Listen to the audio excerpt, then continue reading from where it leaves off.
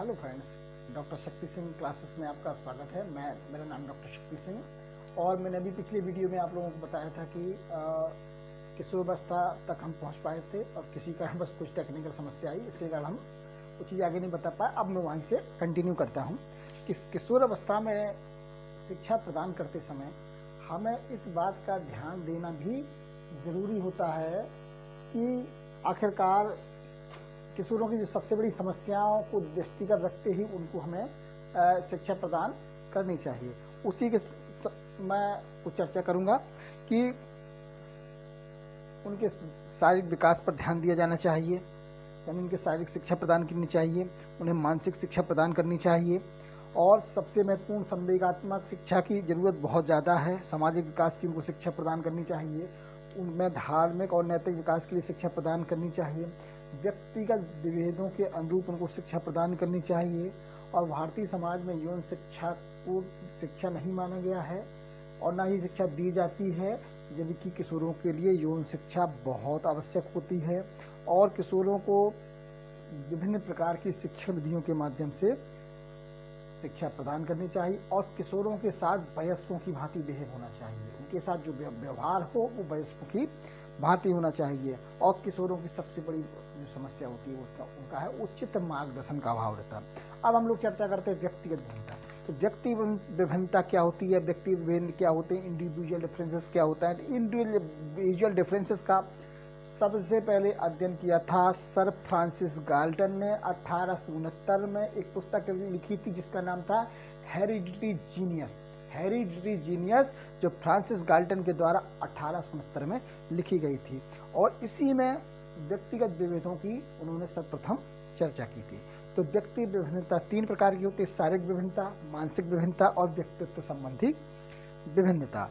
और व्यक्ति विभिन्नता के कारण क्या होते हैं और कारण बताने से पहले बता, व्यक्तिगत विभिन्नता का मूल धारणा ये है कि संसार के दो जुड़वा बच्चे भी एक समान नहीं होते, वो शारीरिक रूप से, मानसिक रूप से और व्यक्तित्व के रूप से भिन्न होते हैं और इसी को हम व्यक्तिगत भिन्नता कहते हैं। व्यक्तिगत भिन्नता के क्या क्या कारण हो सकते हैं?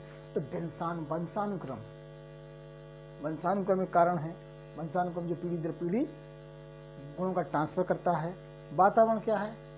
जो हमें चारों ओर से घेरे हुए है, ये भी कारण है। परिपक्वता, मैच्योरिटी, ये भी व्यक्तिगत विभिन्नता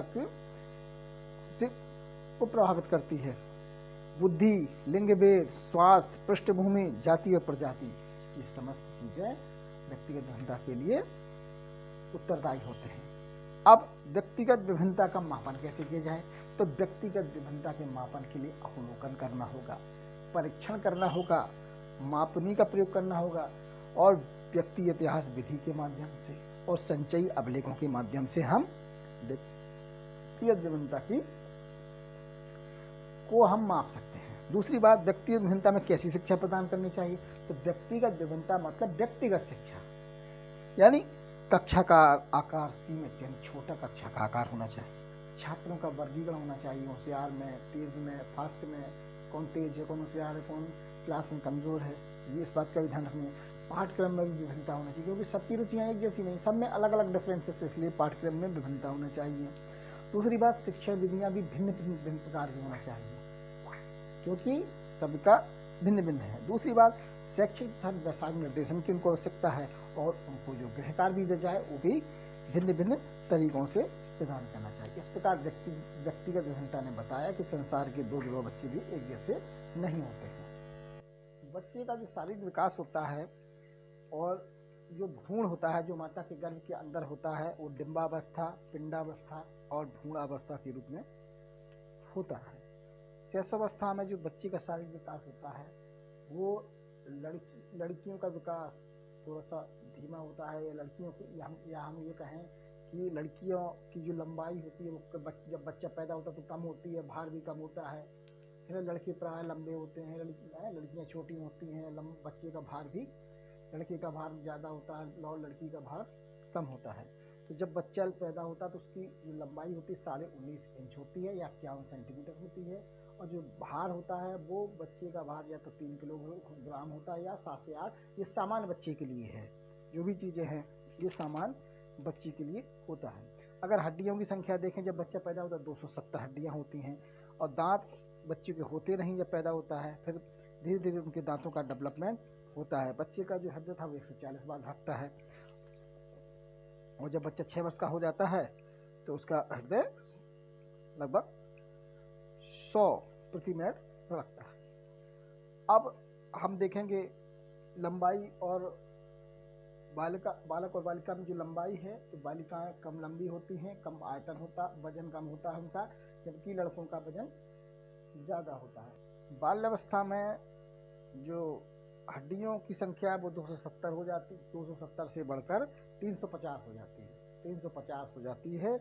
और दांत 27 से 28 रहते हैं। लंबाई और भार लड़कियों का कम होता है, लड़कों का ज़्यादा होता है। किशोर अवस्था में भी वही कंडीशन रहती है कि बालिकाओं की लंबाई में थोड़ा वृद्धि हो जाती है और लड़कों की जो लंबाई होती है वो कम हो जाती है किशोर अवस्था में। उसका कारण है क्योंकि लड़कियां थोड़ा जल्दी मैच्योर होती हैं भारत में, और लड़के बाद में मैच्योर होते हैं। इसके कारण लड़कियों की जो लंबाई है वो किशोर अवस्था में ज़्यादा हो जाती है औसत दृष्टि से देखा जाएगा, और लड़कों का जो है वो भी, लड़कों की लंबाई कम रहती है। और बालकों का जो औसत भार भी कम होता है किशोर अवस्था में, और लड़कियों का भार ज़्यादा होता है। क्यों? क्योंकि लड़कियां लड़कों से पहले मैच्योर हो जाती हैं और 27 से 28 स्थायी दांत निकल आते हैं, और जो 4 जो प्रज्ञा दंत हैं जिन्हें हम विजडम टीथ कहते हैं, प्रज्ञा दंत कहते हैं, वो सबसे अंत में निकलते हैं और कभी भी बाद में आगे पीछे निकल सकते हैं। अगर हम देकर चर्चा करें तो शारीरिक विकास को प्रभावित करने वाले कारकों में वंशानुक्रम, वातावरण, भोजन, परिवार की स्थिति, दिनचर्या, विश्राम, निद्रा, खेल, व्यायाम, प्रेम, सहानुभूति, ये सभी कारक बालक के शारीरिक विकास को प्रभावित करते हैं। अब हम यहाँ पर चर्चा करेंगे पियाजे के अनुसार संज्ञानात्मक विकास। तो संज्ञानात्मक विकास का सिद्धांत वो पियाजे ने दिया था और ब्रूनर ने दिया था।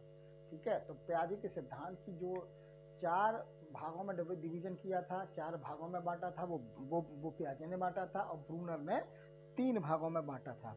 और जीन पियाजे ने 2 शब्द बताए थे, एक बताया था अनुकूलन, दूसरा बताया था संगठन। ठीक है, और अनुकूलन के अंतर्गत उन्होंने आत्मसातकरण और समाविष्टीकरण 2 शब्दों की चर्चा की थी, या समायोजन की चर्चा की थी, आत्मसातकरण और समाविष्टीकरण। तो आत्मसातकरण में क्या करता है कि व्यक्ति की बौद्धिक संरचना में कोई परिवर्तन नहीं होता। आसिमिलेशन या आत्मसातकरण में व्यक्ति अपनी बौद्धिक संरचना में कोई परिवर्तन नहीं करता है, और जबकि समाविष्टीकरण में व्यक्ति अपनी बौद्धिक संरचना में परिवर्तन करता है। ये आपसे प्रश्न पूछा जाएगा कि आत्मसातकरण दरअसल व्यक्ति क्या करता है, जब नवीन ज्ञान और पूर्व ज्ञान यानी नवीन ज्ञान प्राप्त करते समय व्यक्ति क्या करता है, अपने पहले से मस्तिष्क में विद्यमान बौद्धिक संरचनाओं में जब परिवर्तन नहीं करता तो उसे आत्मसातकरण या आसिमिलेशन कहते हैं। जब वो नया ज्ञान प्राप्त करते समय अपनी बौद्धिक संरचना में परिवर्तन करता है तो उसे हम समाविष्टीकरण या एक्मोडेशन कहते हैं। संज्ञानात्मक विकास की जीन पियाजे ने 4 अवस्थाएं बताई थी। पहली संवेदनात्मक गामक अवस्था, सेंसरी मोटर स्टेज, पूर्व संक्रियात्मक अवस्था, और इसे प्री ऑपरेशनल पीरियड कहते हैं। मूर्त अवस्था ये कॉन्क्रीट ऑपरेशन स्टेज, और चौथी थी औपचारिक संक्रिया अवस्था, इसी को अमूर्त कॉन्सेप्ट भी कहते हैं। जो पहली अवस्था है संवेदात्मक अवस्था, ये 0 से 2 वर्ष तक चलती है, और पूर्व संक्रिया अवस्था है, ये जो अवस्था है ये अवस्था 7 से 11 वर्ष तक 2 से 7 वर्ष तक चलती है। संवेदात्मक गामक अवस्था 0 से 2 वर्ष, पूर्व संक्रियात्मक अवस्था 2 से 7 वर्ष, और मूल संक्रिया अवस्था 7 से 11, औपचारिक या इसे अमूर्त कॉन्सेप्ट भी कहते हैं, ये अवस्था 11 से 15 तक चलती है। पूर्व संक्रिया में जो बच्चा होता है वह भाषा विकास को प्राप्त करता है, और साथ में उसमें विलोमिता, संरक्षण सिद्धांत और क्रमबद्धता तथा पूर्ण और अंश के प्रत्ययों का उपयोग नहीं कर पाता है। अर्थात वो मतलब ये नहीं समझ पाता है कि उतनी गोली उतनी हो जाएगी, जितनी मिट्टी से गोल बना दिया उतने चौकोर बना दिया, और विलोमिता का जो गुण हो अब नहीं हो उसमें प्राप्त हो पाता है।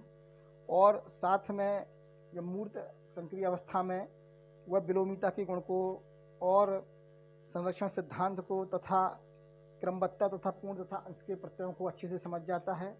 और आपको पता है कि ये अवस्था जो होती है ये 7 से 11 में चलती है, और इस अवस्था में जो बच्चा होता है वो गणती गणना करने लगता है, जोड़ घटाव वैसी तार्किक गणनाएं जोड़ घटाव जैसी गणनाएं करने लगता है। और औपचारिक अवस्था में व्यक्ति अमूल चिंतन करने लगता है। और ब्रूनर ने संज्ञानात्मक विकास की 3 अवस्थाएं बताई थी। पहली क्रियात्मक अवस्था, दूसरी प्रतिबिंबक अवस्था और चौथी थी संकेतात्मक अवस्था। क्रियात्मक अवस्था को इनेक्टिव स्टेज, प्रतिबिंबात्मक अवस्था को आइकोनिक स्टेज, संकेतात्मक अवस्था को सिंबोलिक स्टेज कहते हैं। मानसिक विकास को प्रभावित करने वाले कारकों के अंतर्गत हम वंशानुक्रम, परिवार का वातावरण, परिवार की सामाजिक आर्थिक स्थिति, शारीरिक स्वास्थ्य, माता पिता की शिक्षा, बालक की शिक्षा, विद्यालय, अध्यापक समाज, इन सभी का प्रभाव पड़ता है। संवेग, जिसे अंग्रेजी में इमोशन कहते हैं। संवेग शब्द की जो उत्पत्ति है वो अंग्रेजी भाषा में इसे इमोशन कहते हैं। और ये इमोशन शब्द है वो ई और मोशन से बना है। ई का अर्थ आंतरिक, यानी अंदर से, मोशन माने गति देना। जब आंतरिक भावों को बाहर की ओर गति देती है तो इसे हम संवेग कहते हैं। संवेगों की जो विशेषताएं हैं, संवेगों में व्यापकता होती है। संवेगों से शारीरिक परिवर्तन हो जाता है। संवेगों के उत्पन्न होने से विचार प्रक्रिया का लोप हो जाता है। और संवेग हमेशा व्यक्तिगत होते हैं। संवेगों में अस्थिरता होती है और संवेगों का स्थानांतरण हो जाता है। और इनका संबंध, संवेगों का संबंध मूल प्रवृत्तियों से होते हैं। मूल प्रवृत्ति हमारे व्यवहार की चालक होती हैं। संवेगों की क्रियात्मक प्रवृत्ति होती है और ये क्रिया के रूप में प्रदर्शित होते हैं। और संवेग होते हैं वो सुख और दुख का भाव निहित होता है, अर्थात इनका संबंध सुख और दुख से होता है। विलियम मैकडूगल ने 14 मूल प्रवृत्तियां बताई और 14 संवेग बताए। अब यहाँ पर हर मूल प्रवृत्ति का संवेग आपसे पूछा जा सकता है और प्रत्येक मूल प्रवृत्तियां कौन सी हैं, संवेग कौन से हैं। जैसे पलायन एक मूल प्रवृत्ति है, इसका संबंध भय से है, भय संवेग है।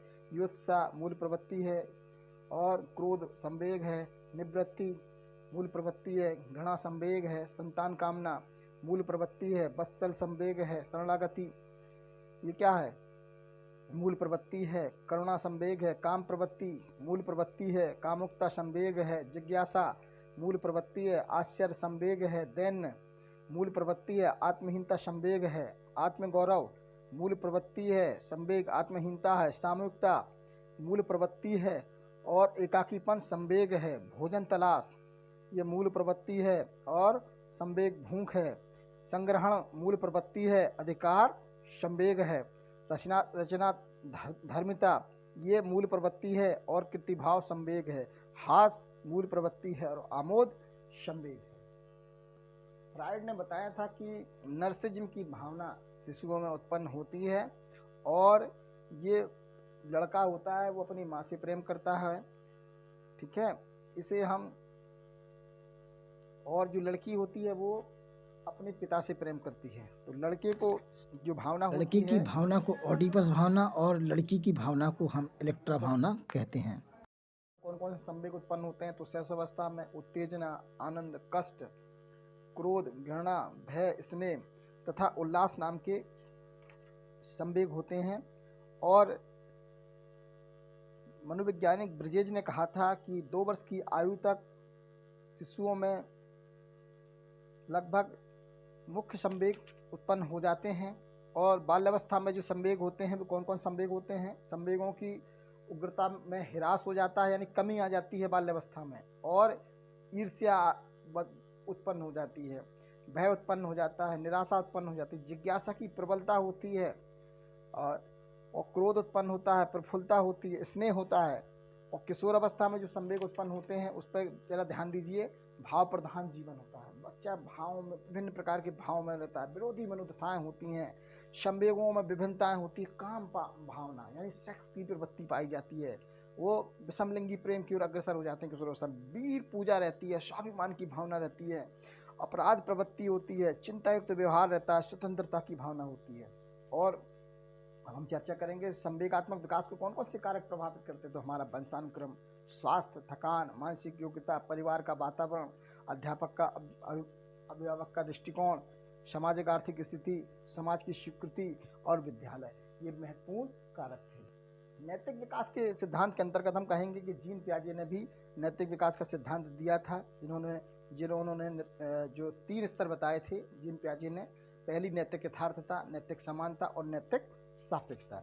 लॉरेंस कोहेलबर्ग ने भी नैतिक विकास का सिद्धांत प्रस्तुत किया था और लॉरेंस कोहेलबर्ग ने नैतिक विकास का सिद्धांत जीन पियाजे के सिद्धांत के आधार पर किया था और उन्होंने 3 स्तर, पूर्व परंपरागत स्तर, परंपरागत स्तर और उत्तर परंपरागत स्तर, ये 3 स्तर बताए थे और 7 सोपान बताए थे। 7 सोपानों के अंतर्गत उन्होंने आत्म केंद्रीय निर्णय, दंड तथा आज्ञा पालन अभिमुखता, यांत्रिक सापेक्ष अभिमुखता, चौथा परस्पर एक रूप अभिमुखता, पांचवा उन्होंने अधिकार संरक्षण अभिमुखता और छठा उन्होंने सामाजिक अनुबंध विधि सम्मत अभिमुखता और छठा सार्वभौमिक नैतिक सिद्धांत अभिमुखता।